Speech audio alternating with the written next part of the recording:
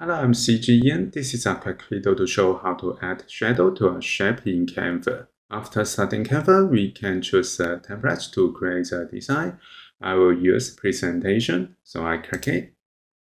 So our presentation design page is created. Next, we can go to elements and go to shape. And we can find the shape that we want to add. For example, add a square. So I click it and we can find square in the design page. Now I click and drag the corner to enlarge it. I press Alt and Shift and release the mouse button, and I want to change it to blue. If you want to add shadow to this blue square, in Canva we don't have this option to add shadow to the shape. If you want to do it, we can export to transparent background image. For example, we can go to share and then go to download.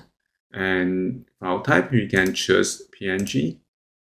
In transparent background, check the box. This is the feature of Canva Pro. If you don't find this option, you can subscribe Canva Pro. Now we can download PNG. Now I delete the shape. First, I select the shape and delete it, and go to the download folder and drag and drop the PNG image into Canva design.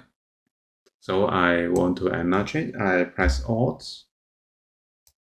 Now we can find Edit, and then we can go to Effects and find Shadows. Click it. We can add shadow to this shape.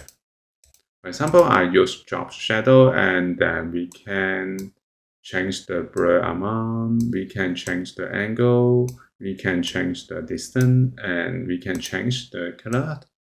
And I change it to blue. And also we can change the intensity. So this is how we can add shadow to a shape in Canva. Thank you for watching this video. Hope this helped. Please subscribe this channel. More video will be shared with you. I'm CG Ian. See you in the next video.